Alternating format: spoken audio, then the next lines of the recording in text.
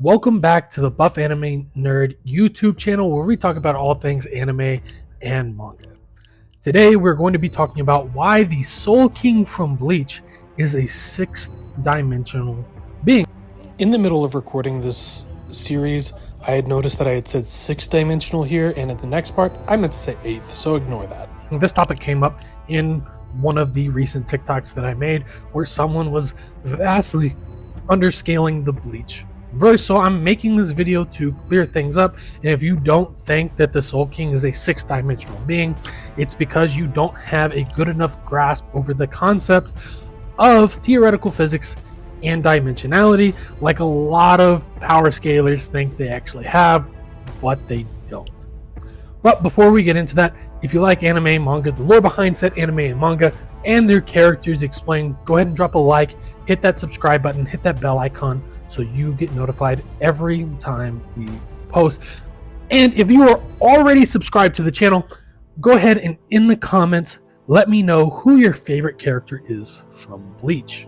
So in order to truly grasp why the Soul King is a sixth dimensional being, I have to discuss with y'all about dimensionality and what each and every dimension is and how each dimension above that dimension can interact with the previous dimensions. So the first dimension and second dimension are length and height. A first dimensional creature would only see things as simply a singular dot or a singular line. However, a second dimensional creature would be able to perceive things such as height and length. So we have both a two-dimensional thing like we see on a piece of paper. Now, in theory, a two-dimensional creature could easily create a one-dimensional creature. Then we get into the third dimension, which adds width, which gives us volume. We as human beings are three-dimensional creatures that are affected by the fourth dimension, which is space-time. Now, literally, three-dimensional creatures can create both two-dimensional and one-dimensional creatures and objects. In that dimension, it would seem like those creatures or objects came from nothing. Now, anything past the fourth dimension is getting into the realm of theoretical physics because the human mind cannot perceive anything past the fourth dimension. We can create theories as to what the fifth through 10th dimension are. However, we would have no way of actually testing these theories. So everything that I am about to tell you right now is theoretical. But all of these theories come from top-notch physicists throughout the world who study things like string theory and superstring theory. So in accordance with superstring theory, the fifth and sixth dimension is where the possibility of other worlds arise.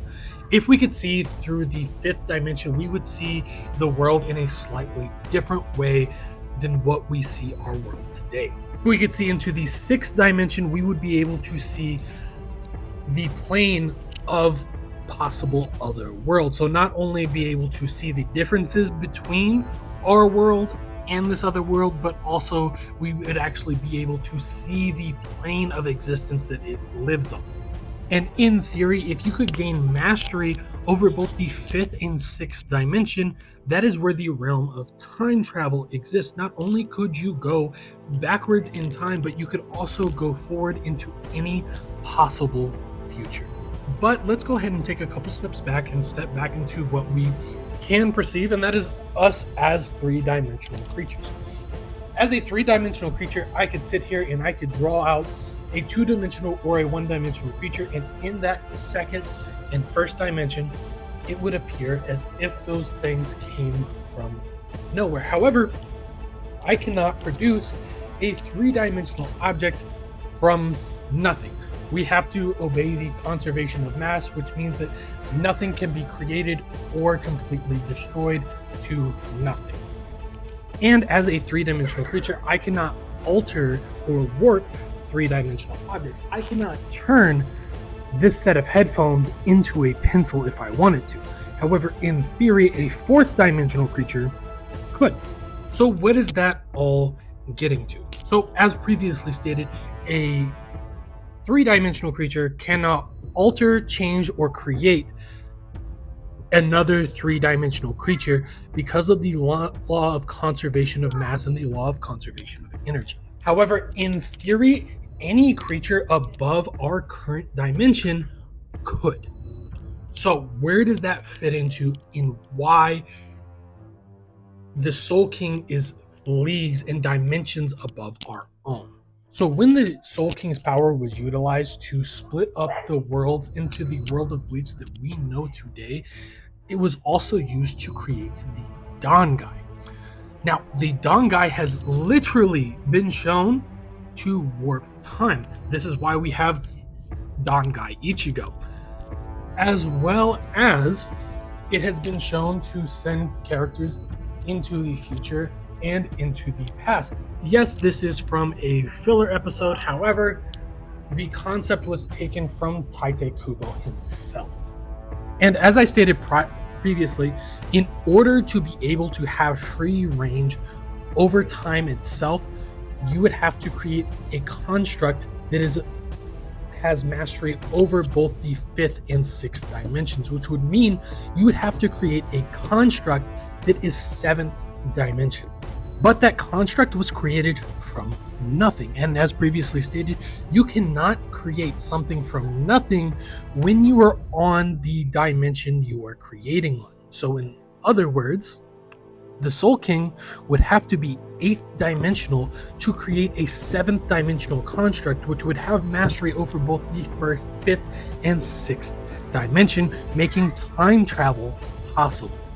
Seeing as this makes the Soul King an 8th dimensional being, let's go ahead and take a look at what the scaling community puts 8th dimensional being. Right here I have pulled up complex multiversal, which is 1C if you're going off of the versus battle wiki tiering system.